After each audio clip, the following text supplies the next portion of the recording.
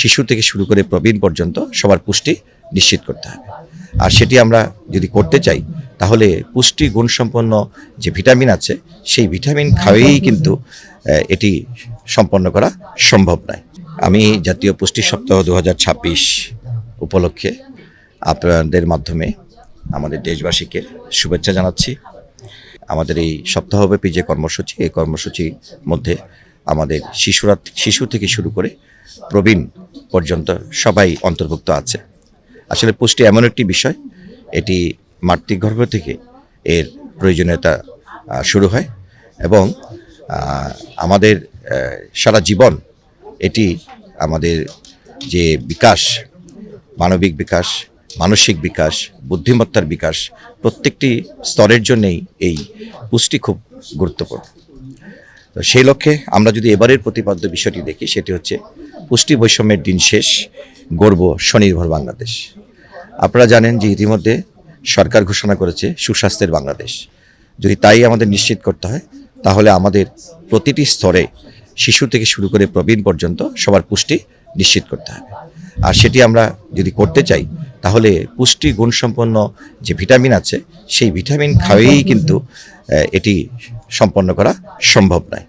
এর জন্যে প্রয়োজন হচ্ছে সেই জন্মের পরপর যে মায়ের যে বুকের শালদুধ, সেইখান থেকে প্রথমে দফায় 6 মাস বয়স পর্যন্ত, তার পরবর্তীতে 1 বছর থেকে 2 বছর পর্যন্ত বলা হয়। যদি আমরা মায়ের বুকের দুধ নিশ্চিত করতে পারি তাহলে কিন্তু শিশুর যে প্রথম যে টিকাটি এটি কিন্তু সম্পন্ন হয়ে যায় এবং এটির সাথে এই যে এখান থেকে যে পুষ্টি আসবে এটি কিন্তু একটি স্থায়ী পুষ্টি। অতএব আমাদেরকে মায়ের বুকের দুধের বিকল্প নেই, পুষ্টির দিনে এটি স্মরণ করে দিতে হবে। এটি হচ্ছে প্রথম বার্তা এবং সেই সাথে আমাদের এই পুষ্টিকে নিরবিচ্ছিন্নভাবে কৈশোর, শৈশব, কৈশোর, বয়সন্ধিকাল, যুবক বয়স, প্রবীণ বয়স প্রতিটি স্তরে নিশ্চিত করতে হবে আমাদের সুষম খাদ্যের মাধ্যমে। এবং সুষম খাদ্য নিশ্চিত করার ক্ষেত্রে কিন্তু আপনারা জানেন যে এখানে যে আমাদের যে পর্যাপ্ত আমিষ থাকতে হবে, কার্বোহাইড্রেট থাকতে হবে, মাইক্রোনিউট্রিয়েন্টস থাকতে হবে, ভিটামিনসগুলো থাকতে হবে। সেই সুষম খাদ্যের যদি আমরা নিশ্চিত করতে না পারি তাহলে কিন্তু আমাদের পুষ্টি কাঙ্ক্ষিত লক্ষ্য অর্জন করতে পারবো না। যে আমাদের এসডিজি যে গোল আছে সেই গোল যদি আমরা 2030-এ অর্জন করতে চাই তাহলে কিন্তু এখানে যে খর্বাকৃতি, আমাদের যে শিশু মৃত্যুর হার আছে, এইগুলোকে কিন্তু আমাদের ইন্ডিকেটর সেট করে দেওয়া আছে। সেই ইন্ডিকেটরগুলো যদি আমরা যথাযথভাবে অর্জন করতে চাই তাহলে আমাদের এই পুষ্টিগুণ নিশ্চিত করতে হবে, সুষম খাদ্য নিশ্চিত করতে হবে এবং আমাদের যে আমিষ, শাকসবজি, ন্যূনতম পক্ষে আমরা যেটি বলি যে বাচ্চাদেরকে অন্ততপক্ষে একটি ডিম খাওয়াতে হবে প্রতিদিন। একটি সেদ্ধ ডিম যদি খাওয়াতে পারেন তাহলে কিন্তু এর ভিতরে কিন্তু মৌলিক সমস্ত উপাদানগুলো রয়ে গেছে।